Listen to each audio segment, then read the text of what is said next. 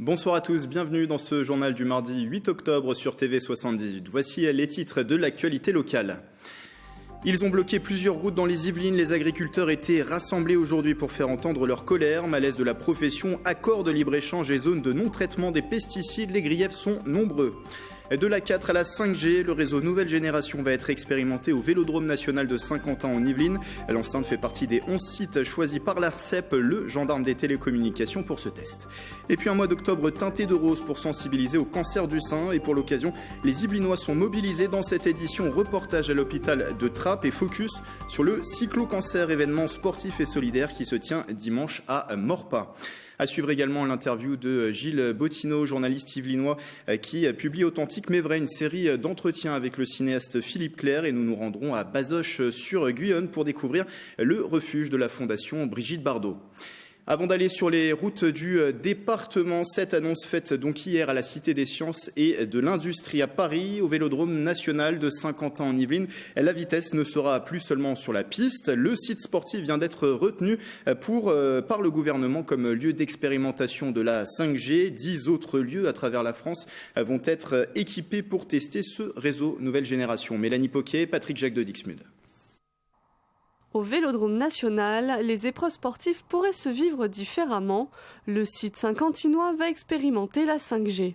C'est pour le Vélodrome, mais ce n'est pas dédié exclusivement, puisqu'il y a déjà des entreprises qui ont des projets adjacents autour du Vélodrome qui vont pouvoir tester par exemple des éléments de sécurité. Je pense à Airbus, je pense à d'autres entreprises. L'agglomération a porté une candidature en partenariat avec Airbus, Nokia, France Télévisions et Qualcomm, une société américaine de technologie mobile. On pourrait avoir en temps direct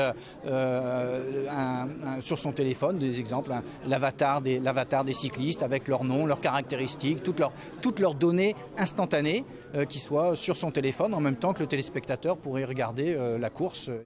Un débit multiplié par 10, un temps de latence divisé par 10.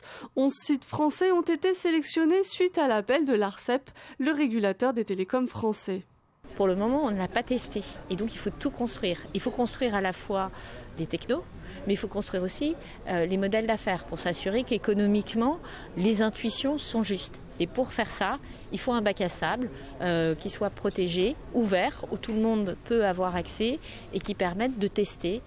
Pendant 3 ans, les projets expérimenteront la bande de fréquence 26 GHz, une première en France. En point de mire pour le Vélodrome, les JO de 2024. Dans l'actualité, hier, 2 personnes ont trouvé la mort dans le crash d'un petit avion. L'appareil de type ULM s'est écrasé dans un champ à Argeville, près de Thoiry, suite probablement à une panne de moteur.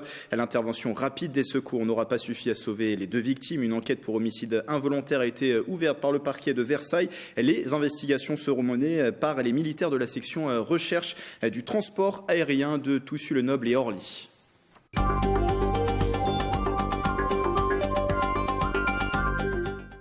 Les agriculteurs mobilisés ce mardi sur les grands axes routiers des Yvelines. Un slogan affiché « France, veux-tu encore de tes paysans ?» pour dénoncer leur mal-être.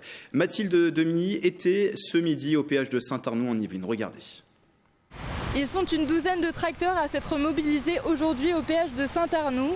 Ils répondent à l'appel de la FNSEA et des jeunes agriculteurs pour manifester contre l'interdiction de la diffusion des pesticides dans le champ à moins de 150 mètres des habitations, mais aussi des accords de libre-échange qu'ils considèrent déloyaux. David Vallée, vous êtes le président de la FDSEA à Saint-Arnoux. Quel est le programme de la journée ? Aujourd'hui, en fait, on est venu en tracteur pour bloquer le péage de Saint-Arnoux. Donc c'est plus une action de coup de force que d'embêter réellement la population, parce qu'on fait ça de 11h à 14h. Et en fait, c'est exactement ça, c'est qu'aujourd'hui, on veut nous imposer des bandes qui ne sont pas cultivées, enfin non cultivées au bord des habitations. Alors si on utilise vraiment des produits qui sont dangereux, très bien, qu'on nous les enlève. Déjà, on utilise 10 fois moins de produits dangereux qu'il y a 10 ans. Et à côté de ça, on importe des produits qui viennent du Brésil. Le Brésil a autorisé 50 nouvelles substances chimiques en juin, mais personne ne dit rien. Tout le monde est content de manger ces produits dégueulasses qui arrivent de l'étranger, et nous on n'arrive pas à vendre nos produits qui sont sains aujourd'hui. Donc c'est pour ça qu'on fait un coup de force aujourd'hui. C'est un coup de force national. Tous les autoroutes normalement de Montpellier jusqu'à Lille sont bloquées, donc j'espère que l'État va nous entendre et qu'on aura un nouveau message. Vous l'avez compris, il y aura plusieurs points de blocage dans les Yvelines jusqu'à 14h. Mobilisation sur 6 sites du département des Yvelines. 66 tracteurs au total ont été utilisés ce mardi pour bloquer les routes du département. Autre mobilisation, celle des retraités qui se réunissaient dans plusieurs villes de France à l'appel d'une intersyndicale pour alerter sur leur pouvoir d'achat. Notamment, il est en recul de 6% depuis le début des années 90 selon le ministère de la Santé et des Solidarités. Dans les Yvelines, la CGT s'était organisée pour se rendre à Paris. Marilène Yapichino était au départ du train à la gare de Trappes. Les retraités se mobilisent aujourd'hui à l'appel de 9 organisations syndicales. Dans les Yvelines, des cars sont affrétés depuis Poissy et Mantes-la-Jolie. Les autres prendront le Transilien, comme ici à Trappes, où je suis avec une vingtaine de membres de l'union locale de la CGT. Michel Breuil, vous êtes avec nous. Dites-nous pourquoi vous manifestez aujourd'hui. D'abord, il y a plusieurs raisons. La première raison, c'est la baisse du pouvoir d'achat. Depuis 5 ans, les retraités n'ont pas été augmentés ou quasiment pas augmentés.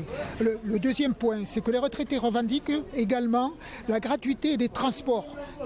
On considère que quand on est en activité, 50% est pris en charge, mais l'essentiel des problèmes des retraités, c'est la baisse du pouvoir d'achat. Et sur les 240 000 retraités qu'il y a dans les Yvelines, je peux vous assurer qu'il y a au moins 30% de personnes qui sont en dessous du seuil de pauvreté.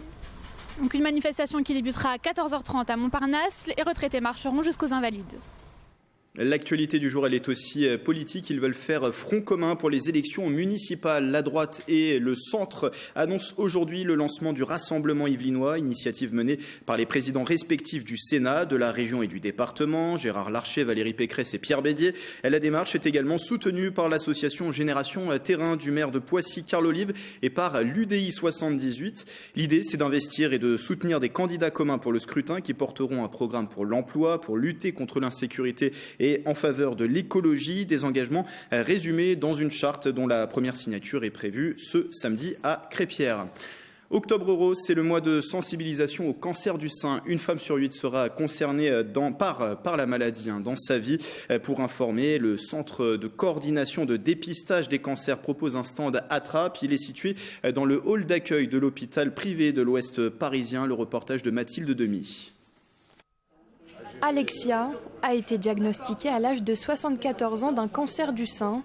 Elle en informe seulement ses proches et commence les traitements et examens. En sortant de sa consultation à l'hôpital, elle tombe sur le stand Octobre Rose et témoigne de son histoire. Je sensibilise tous les gens, c'est nécessaire de les sensibiliser, donc qu'on fasse des choses telles que je vois aujourd'hui plus souvent. Puisque les femmes ne reçoivent plus, à partir de 74 ans, les invitations pour faire la mammographie. Et celles qui ne sont pas conscientes comme moi, je l'étais, elles peuvent se retrouver avec quelque chose de plus. En 2018, environ 58 400 cancers du sein ont été diagnostiqués. 12 000 personnes sont décédées à la suite de ce cancer.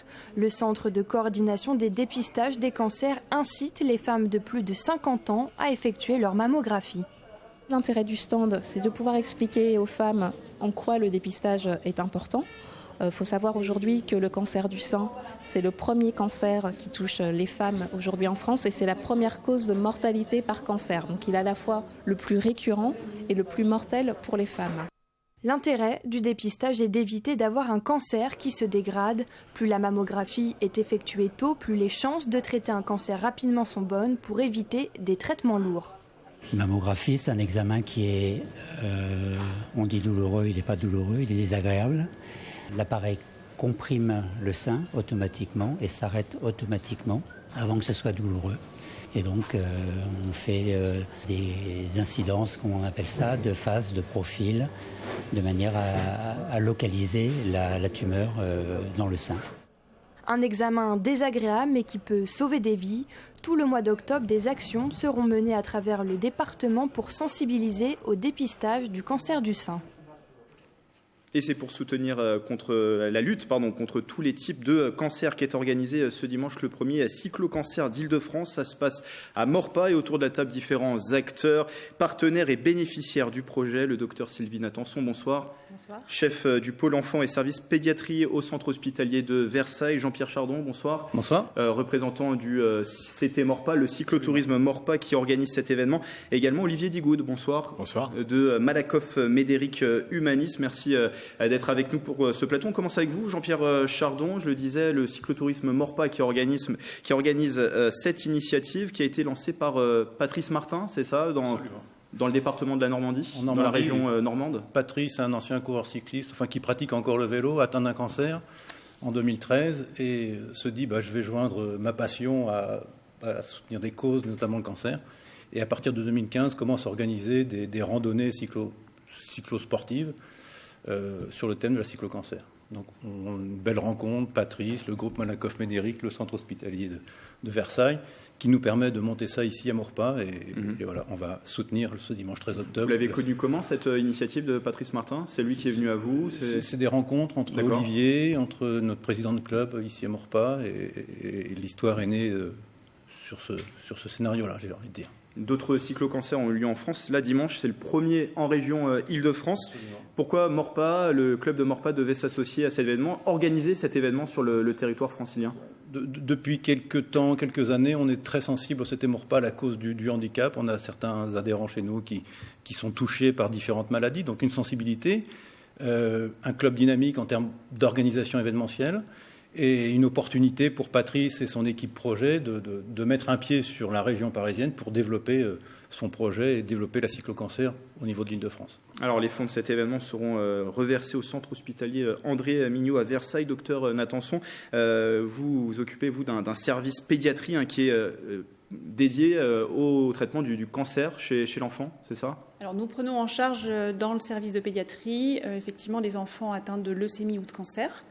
Des enfants qui sont âgés de quelques mois à 18 ans.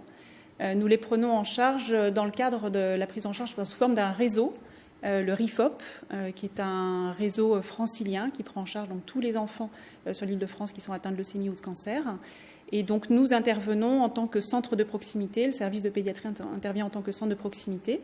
Les enfants sont pris en charge dans des centres experts, des centres de référence, essentiellement sur Paris, et nous leur offrons la possibilité de pouvoir bénéficier de certains soins dans l'hôpital proche de leur domicile, avec des conditions d'accueil qu'on espère le plus chaleureuses possible, pour le bien-être de ces petits et puis de leur famille, de leurs parents et de leur fratrie. Nous avions suivi notamment les soins d'un enfant atteint de cancer au sein de votre service pédiatrie. J'invite les téléspectateurs à retrouver le reportage sur tv78.com, de bénéficier des fonds de cet événement du cyclo-cancer. Qu'est-ce que ça va permettre pour votre service, justement? Alors ça va permettre d'améliorer le bien-être de ces enfants et de ces familles, parce que nous ne travaillons pas avec les enfants seuls. Les enfants sont toujours pratiquement accompagnés d'un de leurs parents, de leurs deux parents, parfois d'autres membres de la famille et la fratrie notamment. Et donc des dons comme ceux dont on va pouvoir bénéficier vont permettre d'améliorer les conditions d'accueil de ces enfants et de ces familles, ce qui est pour nous primordial. En tant que justement service de proximité, c'est de pouvoir les accompagner au mieux dans des soins qui sont difficiles, qui sont douloureux, qui sont désagréables, qui sont parfois très lourds. Donc on réfléchit en équipe au sein du service à pouvoir améliorer cet accueil. D'ailleurs, est-ce que ces fonds, Jean-Pierre Chardon, seront uniquement reversés à l'hôpital Mignot? Est-ce qu'il y a aussi d'autres choses de prévues? L'objectif, c'est de reverser l'intégralité des fonds qui vont être collectés lors de cette cyclo-cancer à Maurepas le 13 octobre à l'hôpital Mignot, au service pédiatrie en particulier. Dont s'occupe le docteur Nathanson. Je me tourne vers vous, Olivier Digoud, pour Malakoff-Médéric Humanis, qui est, on le rappelle, est une mutuelle et prévoyance de santé à but non lucratif. Pourquoi du coup, participer à cet événement? Pourquoi s'associer à cet événement? Pourquoi en être partenaire? Le groupe Malakoff-Médéric Humanis est pleinement intégré effectivement à ce projet. Il fait partie du plan quinquennal effectivement du groupe. C'est véritablement tourné vers la lutte contre le cancer. Aujourd'hui, la lutte contre le cancer, c'est 400 000 cas déclarés par an, avec des impacts sur la vie personnelle, des impacts sur la vie professionnelle, également sur les aidants. Donc le groupe se doit effectivement d'être présent et d'apporter, d'être utile effectivement au sein des entreprises clientes. Il a une place primordiale, effectivement, puisque aujourd'hui, il est numéro 1 en termes de santé, prévoyance collective, 420 000 entreprises clientes. Et vous faites bien de souligner, parce que le groupe Malakoff-Médéric, effectivement, est à but non lucratif. Et il reverse 153 millions d'euros consacrés chaque année à l'aide sociale auprès des personnes dites fragilisées. Fragilisées par un handicap, fragilisées également par la vie, la vie courante, malheureusement, est fragilisée par le cancer. Et là, plus concrètement, sur cet événement, comment accompagne-t-il ce cyclo-cancer ? Alors, le groupe, effectivement, accompagne le club par l'opération de financement. Toute l'infrastructure, toute l'organisation est menée par le club et derrière, effectivement, le groupe Médéric l'accompagne en finançant effectivement le ravitaillement, comme on dit, en finançant les pots d'accueil. On souhaite qu'effectivement l'ensemble des personnes qui participeront gardent un souvenir de cette cyclo-cancer. Donc on a déployé quelques moyens effectivement pour la rendre très, très conviviale.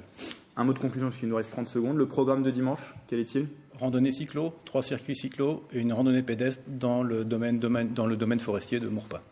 Et on retrouve toutes les informations sur le site du CT Maurepas ? Absolument. Qui s'affiche en bas de l'écran. Merci à vous, Jean-Pierre Chardon, merci. Pour le club cyclotourisme de Maurepas. Merci à vous, docteur Sylvie Natanson. Et merci à Olivier Digoud pour Malakoff Médéric Humanis. Je rappelle cette date, dimanche 13 octobre, le cyclo-cancer, premier cyclo-cancer en Ile-de-France. Et c'est à Maurepas.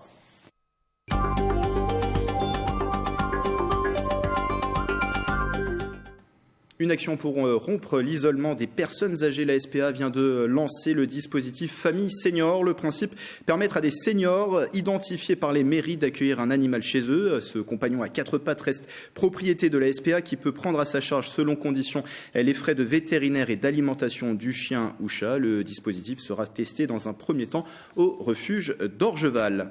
La fondation Brigitte Bardot, elle, ouvrait pour la première fois les portes de son refuge yvelinois. C'était samedi dernier, 4 hectares situés à Bazoches-sur-Guyonne où les animaux accueillis vivent en liberté. Le site qui propose désormais l'adoption de chats. Mathilde Demy. Chèvres, lapins, poules, chats et chiens cohabitent ensemble, libres, au refuge de la fondation Brigitte Bardot. Depuis 2006, la fondation bénéficie de la maison de campagne de Bébé qu'elle a achetée dans les années 60. La particularité des 3 refuges de la Fondation, c'est qu'il n'y a pas de cage. Il n'y a pas de cage, les animaux ne sont pas enfermés, ils ont une zone de liberté comme vous pouvez le voir derrière moi. Les chats sont libres de rentrer et sortir. À l'intérieur, ils ont tous du chauffage au sol. Ils sont libres. Brigitte Bardot ne voulait pas initialement avoir des refuges parce qu'elle avait été très choquée par les conditions de détention des animaux dans les associations qui ont des refuges normaux. Les animaux sont dans des cages et elle était vraiment très choquée. Mais ici, ils sont en famille. Pour cette première visite au refuge, le chanteur Dave, engagé dans la cause animale depuis toujours, est venu se balader sur le terrain de la Fondation. Contrairement à Descartes, je pense que les animaux ont une âme et qu'il faut s'en occuper comme si c'était les êtres humains et peut-être même mieux. Parce que les êtres humains peuvent se débrouiller quand même. Ils peuvent dire quand ils sont malades, ils peuvent dire quand ça ne va pas bien, ils peuvent se plaindre et les animaux ont moins cette possibilité-là. Donc il faut être très attentif et très attentionné. Le maire de Bazoches-sur-Guyonne, Dominique Nicot, se félicite de ce refuge qui apporte une plus-value à sa ville et un message d'engagement pour la cause animale. C'est absolument magnifique. J'ai connu la fondation ici il y a 30 ans. Ça ne ressemblait pas évidemment à ça. Il y a eu beaucoup d'investissements qui ont été faits et c'est absolument extraordinaire. Le refuge de la fondation Brigitte Bardot ouvrira ses portes tous les samedis au public pour l'adoption des chats et pour visiter le parc. Rodriguez au pays des merguez, tais-toi quand tu parles, des titres de films qui vous évoquent peut-être un souvenir lointain ou peut-être pas. Ce livre est là pour vous faire redécouvrir la filmographie de Philippe Clair. On va voir la couverture s'afficher, authentique mais vrai. C'est une série d'entretiens menée par vous, Gilles Bottineau. Bonsoir. Bonsoir. Journaliste et réalisateur des Yvelines. Pourquoi vous consacrez cet ouvrage à Philippe Clair ? On précise qu'il va sortir dans les prochaines semaines. Voilà.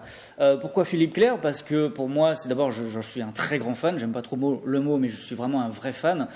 C'est pour moi un très grand auteur et c'est quelqu'un qui aujourd'hui est complètement tombé dans l'oubli et je trouve ça un petit peu triste et dommage. Il y a quand même toute une œuvre derrière lui, il y a des millions et des millions de spectateurs, il y a encore énormément d'inconditionnels qui justement réclament ses films, réclament à nouveau même Philippe Clair, ils aimeraient qu'il fasse un nouveau film mais il a beaucoup de mal à en faire d'autres. Donc je trouvais ça bien de lui donner la parole, aucun média ne s'intéresse à lui, il est toujours là. En France on a tendance à rendre hommage aux gens une fois qu'ils ne sont plus là. Moi j'ai eu la chance de le rencontrer et d'apprendre à le connaître. Il a 89 ans. Il vient d'avoir 89 ans, c'est quelqu'un de toujours aussi sympathique et très drôle comme dans ses film. Donc voilà, j'ai eu envie de lui rendre hommage de son vivant. Je trouvais que c'était la moindre des choses. Il fait vraiment partie de ceux qui m'ont donné la passion du cinéma, donc j'avais envie de lui dire merci à ma façon. C'est un style à part entière des années 60-70 pour représenter son œuvre. Alors il y a une vingtaine de films qui sont sortis, Des clics et des claques, Le Führer en folie, dont on voit quelques images s'afficher, des films avec Ado Machon, Annie Girardot, Jerry Lewis. C'est vraiment un style à part entière.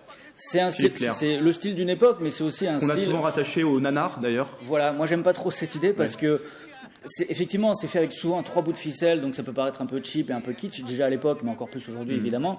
Maintenant, moi, je trouve qu'il y a un vrai style au niveau de l'écriture et au niveau même de la mise en scène. Il y a une vraie folie. Il y a la folie de Philippe Clair. C'est un auteur, on peut ne pas aimer, ça me pose aucun problème. Maintenant, le côté nanar, souvent, c'est ce qu'on considère comme des mauvais films. Pour moi, ce ne sont pas des mauvais films, et la preuve, c'est qu'avec certains acteurs, ils faisaient des millions et des millions d'entrées, et ces mêmes acteurs, avec d'autres, faisaient des bides incroyables. Donc, c'est bien qu'il y avait une touche Philippe Clair un peu différente. Et encore une fois, on peut être sensible ou pas à cette touche, mais en tout cas, il y a une vraie patte et je pense qu'elle mérite aujourd'hui d'être honorée à sa façon. Oui, parce que ça peut diviser, vous le dites. Jean Tullard, qui est un historien du cinéma, dit de l'œuvre de Philippe Clair qu'elle est stupide et vulgaire. Donc, voilà. Bon, vulgaire, déjà, je trouve ça complètement faux, parce qu'il n'y a rien de vulgaire chez Philippe Clair. Stupide, oui, mais on en parle dans le livre quand on évoque justement la question de son humour, de son univers.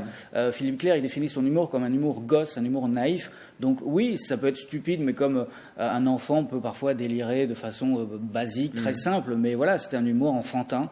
Donc moi, je trouve ça au contraire très drôle et absolument pas stupide, en tout cas. Alors il y a une pétition dans le même sens que votre démarche, une pétition qui a été lancée sur le site change.org pour demander la réédition de DVD des films de Philippe Clair. Il ne faut vraiment pas l'oublier. Pourquoi il faut pas l'oublier ? Même le terme a été employé réédition, mais c'est même une édition toute simple parce que les films n'ont jamais été édités en DVD. Et il arrive parfois que certains films comme ça sombrent dans l'oubli, mais là c'est vraiment toute une œuvre qui est en train de disparaître. Et on arrive à une époque où en plus le DVD est en train de mourir entre guillemets. Donc finalement, Philippe Clair se retrouve dans une situation un peu absurde où finalement son œuvre aujourd'hui est un petit peu le cul entre guillemets entre deux chaises. Et voilà, personne ne sait quoi en faire. Est-ce qu'on le sort en DVD ? On n'est pas sûr que ça intéressera beaucoup de gens. Et en même temps, les films n'ont jamais été numérisés, donc ils ne peuvent pas passer à la télévision. Donc ils sont comme ça dans une quatrième dimension, complètement perdue et oubliée. Et je trouve ça un petit peu triste, en tout cas. Sur l'écriture, comment vous l'avez mené, ce projet ? Très simplement, moi en fait quand je l'ai rencontré, on se voyait régulièrement, il n'y a pas de projet de livre, on se voyait comme ça en toute amitié, on discutait énormément et il me racontait des histoires complètement dingues, justement des histoires de tournage. Et quand je rentrais chez moi, je prenais des notes parce que je trouvais que c'était des histoires fabuleuses et je me suis dit un jour il va falloir les retranscrire.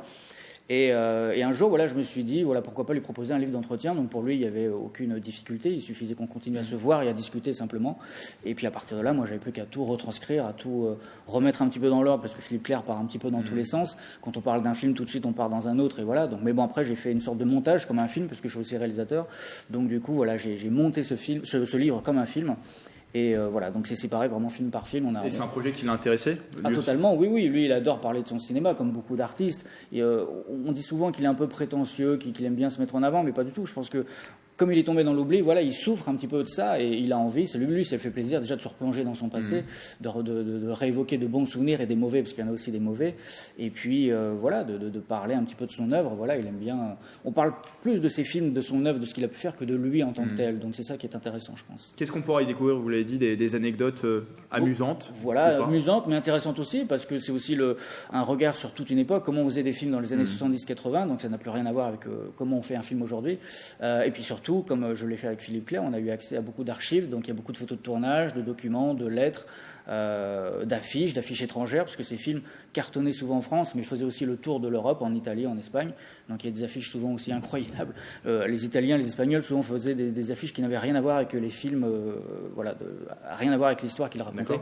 On se demande même si parfois ils avaient vu les films. Ils reprennent un peu le visage de certains comédiens, puis après ils inventent toute une histoire, rien que dans l'affiche. Donc il y a des documents comme ça assez rares et qui sont très jolis, je pense, à redécouvrir aussi. Et très rapidement, c'est un livre qui devrait être publié dans les prochaines semaines ? Très bientôt, le milieu de l'édition est aussi un milieu particulier. Il y a parfois des dates qui ne sont pas respectées, mais ça prend du temps, mais ça va arriver sous peu. C'est juste un petit souci technique, mais ça va arriver très prochainement. Ça sera aux éditions Navarro ? Aux éditions Christian Navarro, voilà. Merci Gilles Bottino, auteur de Authentique, mais vrai, une série d'entretiens réalisés avec le cinéaste Philippe Clair. Merci d'être passé en plateau. Et avant de se quitter, la 26e fête du miel battait son plein ce week-end à Plaisir, un moment pour rassembler apiculteurs, publics amoureux de la nature autour des abeilles, un insecte ô combien important pour la sauvegarde de la biodiversité. Une confrérie a même été créée cet été en son honneur. Les propos recueillis par Mathilde Demy. Le sujet des abeilles, c'est un sujet très important et à ce titre, nous avons mis en place la confrérie des Chevaliers du Miel, qui est un bon moyen donc de valoriser. Nous essayons de promouvoir essentiellement l'abeille noire, parce qu'il y a différentes sortes d'abeilles, mais pour nous c'est l'abeille noire à laquelle on s'intéresse le plus, particulièrement. Et puis c'est la protection de la nature, la protection de l'environnement, et puis dans le cadre plus festif, gastronomique, ce sont les produits de la ruche. C'est la fin de ce journal. Merci de l'avoir suivi. À suivre le 7-8 Culture, l'agenda de vos sorties spectacles, expo, concerts dans les Yvelines, présenté par Aurélie Ronze. Belle soirée sur TV78.